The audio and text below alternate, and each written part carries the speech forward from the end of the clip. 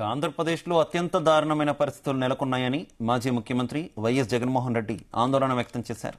ఈ అంశంపై ప్రధానమంత్రి నరేంద్ర మోదీకి ఆయన లేఖ రాశారు.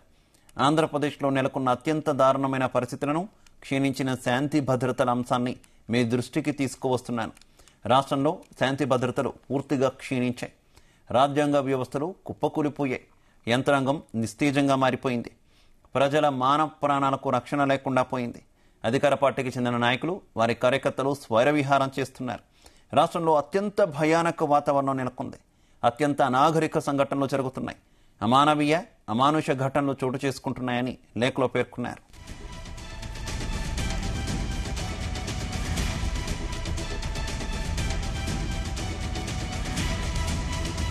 రాష్ట్రంలో అధికారంలోకి వచ్చిన టీడీపీ కూటమి ఈ ఎన్నికల్లో తమను సమర్థించని, తమకు ఓటు వేయని వారిని లక్ష్యంగా చేసుకుంది.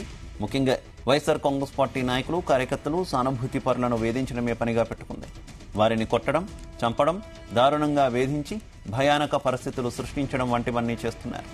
ఇందులో భాగంగా ఆస్తులు విధ్వంసం చేస్తున్నారు. ఇళ్లు, భవనాలు కూల్చేస్తున్నారు. వ్యాపార సంస్థలపైన దాడులు చేస్తున్నారు. పట్టపగలు యథేచ్ఛగా కొనసాగుతున్న ఈ ఘటనలు రాష్ట్రంలో ఒక భయానక పరిస్థితిని నెలకొనేలా చేస్తున్నాయి. చివరకు వైఎస్ఆర్ కాంగ్రెస్ పార్టీ సానుభూతి పరులంటూ రోడ్డు పక్కనే చిరు వ్యాపారం చేసుకుంటున్న వారిని వదలడం లేదు. వారిపై దాడులు చేసి ఉపాధిని దెబ్బకొడుతున్నారు జగన్.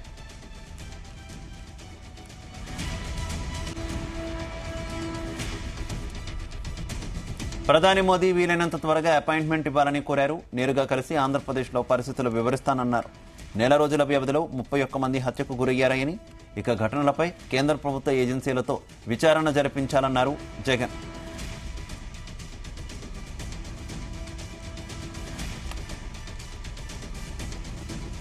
ఇక ప్రధాని మోదీకి వైఎస్ జగన్మోహన్ రెడ్డి లేఖకు సంబంధించి మరింత సమాచారం మా కరెస్పాండెంట్ రామచంద్ర అందిస్తారు. రామచంద్ర. Good morning Shiva. అయితే ఆంధ్రప్రదేశ్ లో శాంతి భద్రతలు పూర్తిగా క్షీణించాయని, ప్రజలు భయప్రాంతులకు గురి అవుతున్నారని చెప్పి మాజీ ముఖ్యమంత్రి వైఎస్ జగన్మోహన్ రెడ్డి పేర్కొంటూ ఈ మేరకు ప్రధాని మోదీకి రాసిన లేఖలో ఆయన ప్రస్తావించారు. అయితే ఆంధ్రప్రదేశ్ లో అత్యంత దారుణమైన పరిస్థితులు నెలకొన్నాయని, అలాగే ఆయన ఆందోళన వ్యక్తం చేశారు ఈ లేఖలో. ఈ అంశంపై ప్రధాని నరేంద్ర మోదీకి ఆయన ప్రత్యేక లేఖ, పెద్ద లేఖ రాశారు. అయితే రాష్ట్రంలో శాంతి భద్రతలు పూర్తిగా క్షీణించాయని చెప్పి ఆయన దృష్టికి తీసుకెళ్లే విధంగా ఆయన ఈ లేఖ రాసినట్లు తెలుస్తోంది. అయితే ముఖ్యంగా చాలా అన్ని వివరాలను కూడా చాలా కూలంకషంగా ఈ లేఖలో జగన్మోహన్ రెడ్డి ప్రస్తావించారు. ఎన్నికలు అయిపోయి కూటమి ప్రభుత్వం ఏర్పడినప్పటి నుంచి కూడా ఇప్పటి వరకు జరిగినటువంటి కక్ష రాజకీయాలు, అలాగే అరాచకాలపై అన్ని కూడా ఆయన అందులో ఆ లేఖలో ప్రస్తావిస్తూ ఆయన ప్రధాని మోడీ దృష్టికి తీసుకువచ్చే ప్రయత్నం అయితే జగన్మోహన్ రెడ్డి చేసినటువంటి పరిస్థితి.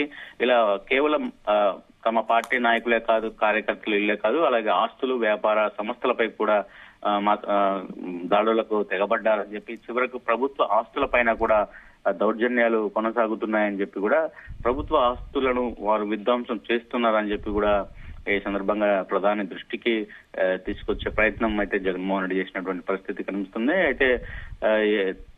అయితే తాజాగా బుధవారం ఏదైతే 17వ తేదీ పల్నాడు జిల్లా వినుకొండలో వైఎస్ఆర్ కాంగ్రెస్ పార్టీ కార్యకర్త రషీద్ను దారుణంగా హత్య చేసిన ఘటనను కూడా ఈ లేఖలో జగన్మోహన్ రెడ్డి ప్రస్తావించారు. నడి రోడ్డు మీదనే ప్రజలందరూ తిరుగుతున్న సమయంలో ఈ ఘటన జరిగింది. ఈ దారుణ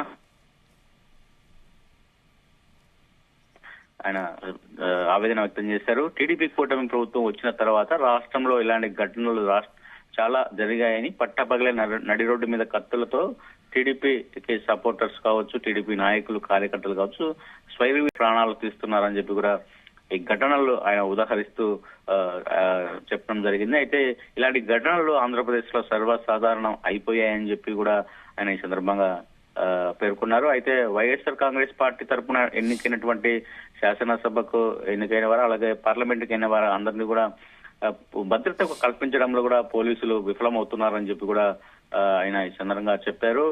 పోలీసుల సమక్షంలోనే దాడులు జరుగుతున్నాయి. పోలీసులు కూడా ప్రభుత్వంతో కలిసిపోయి చేతులు కలిపేసి వైఎస్ఆర్ కాంగ్రెస్ పార్టీని అణగదొక్కాలి, రాష్ట్రంలో వైఎస్ఆర్ కాంగ్రెస్ పార్టీ లేకుండా చేయాలనే ఒక చంద్రబాబు నాయుడు ఏదైతే ఆలోచిస్తున్నారో దానికి అనుగుణంగానే పోలీసులు కూడా పనిచేస్తున్నారని చెప్పి ఈ సందర్భంగా ఆయన ప్రస్తావించారు. అయితే పోలీసుల సమక్షంలోనే ఈ దాడులు జరుగుతున్నాయని చెప్పి కూడా ఆయన ఒక వ్యాఖ్యలు చేసినటువంటి పరిస్థితి. అయితే నిన్న పెద్దిరెడ్డి ఎంపీ పెద్దిరెడ్డి మిథున్ రెడ్డికి జరిగినటువంటి ఘటన ఏదైతే ఉందో, ఒక ఎంపీకి కూడా రక్షణ కనిపించలేని దారుణ స్థితిలో పోలీసులు ఉన్నారు, అలాగే రాష్ట్రం నెలకొని ఉందని చెప్పి కూడా ఆయన చెప్పినటువంటి పరిస్థితి. అయితే రాష్ట్రంలో పోలీసులు వ్యవహరిస్తున్న తీరు, వారు అధికార పార్టీకి కొమ్ము కాస్తున్న విధానం, వీటన్నిటితో పాటు అందరికీ తెలిసేలాగా ఆయన ప్రధానమంత్రికి లేఖ రాశారు. అయితే మీరు అవకాశం ఇస్తే వీలైనంత త్వరగా అపాయింట్మెంట్ ఇస్తే మీకు మరిన్ని వివరాలన్నీ కూడా వ్యక్తిగతంగా వచ్చి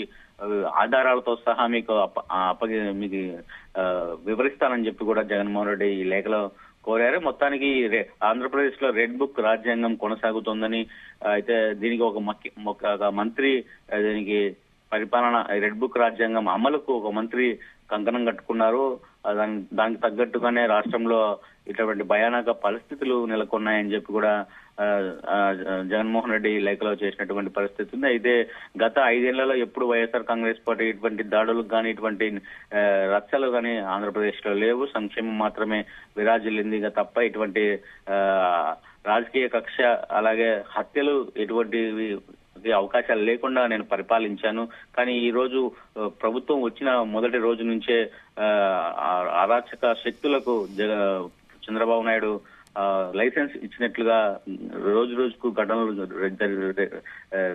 జరిగిపోతున్నాయి. అలాగే చిన్నపిల్లలపై అత్యాచారాలు కావచ్చు, హత్యలు కావచ్చు, ఇవన్నీ కూడా రాష్ట్రంలో శాంతి లేదు, అశాంతి మొత్తం నెలకొనింది. త్వరగా మీరు చర్య తీసుకొని అలాగే రాష్ట్రం కేంద్ర నిఘా వ్యవస్థలని అలాగే విచారణ సంస్థలతో కూడా ప్రభుత్వం వచ్చినప్పటి నుంచి కూడా ఇప్పటి వరకు ఏం జరిగిందన్న దానికి కూడా విచారణ చేసి మీరు ఒక రిపోర్ట్ తెప్పించుకోవాలని చెప్పి కూడా ఈ సందర్భంగా జగన్మోహన్ రెడ్డి ప్రధాని మోడీకి రాసిన లేఖలో అయితే స్పష్టం జరిగింది. అయితే మొత్తంగా చూస్తే రాష్ట్రంలో అయితే వినుకొండలో జరిగినటువంటి హత్యకు సంబంధించి ఎవరైతే హత్య గావింపబడ్డారో ఆ వ్యక్తి, హత్య చేసిన వ్యక్తి ఇద్దరు కూడా వైసీపీకి చెందినటువంటి వారైనటువంటి కొన్ని వార్తలు వస్తున్నాయి. అలాగే ఇందులో రాజకీయం లేదు, కేవలం పాత కక్షల నేపథ్యంలోనే హత్య జరిగింది, దీన్ని కావాలని వైసీపీ రాజకీయం చేస్తుంది అనేటటువంటి విమర్శలు కూడా ఉన్నాయి కదా, ఏమనుకోవాలి?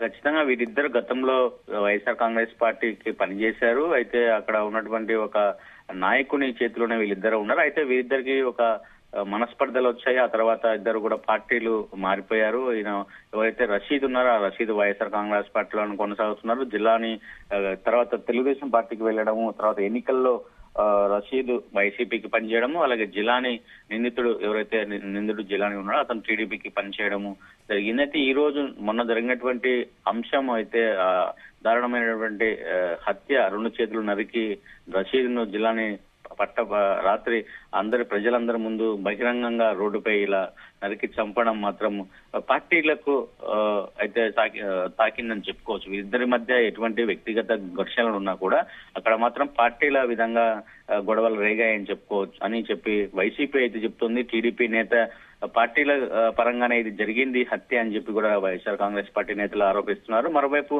తెలుగుదేశం పార్టీ నాయకులు మాత్రం ఇదంతా పార్టీలకు సంబంధం లేదు, అది వారిద్దరి వ్యక్తిగతంగానే జరిగిందని చెప్పి కూడా చెప్తున్నారు. మరి ఈ రోజు జగన్మోహన్ రెడ్డి నిన్న ఒకటిన బెంగళూరు నుంచి తాడేపల్లి చేరుకున్నారు, బెంగళూరు పర్యటన ముగించుకుని. అయితే ఇవాళ ఆయన జగన్మోహన్ రెడ్డి వినుకొండకు వెళ్లి రషీద్ కుటుంబాన్ని పరామర్శించనున్నారు. అసలు పల్నాడు జిల్లాలో అలాగే మొత్తం జిల్లా వ్యాప్తంగా ఎటువంటి పరిస్థితులు ఎలా ఉన్నాయని కూడా ఆయన ఈ రోజు తెలుసుకునే ప్రయత్నం అయితే చేశారు. Okay thanks for that. నుంచి కూడా పల్నాడులో ఎటువంటి పరిస్థితులే ఉన్నాయని చెప్పి జగన్మోహన్ రెడ్డి గుర్తు చేసినటువంటి పరిస్థితి అయితే కనిపిస్తోంది. Right, okay, thank you.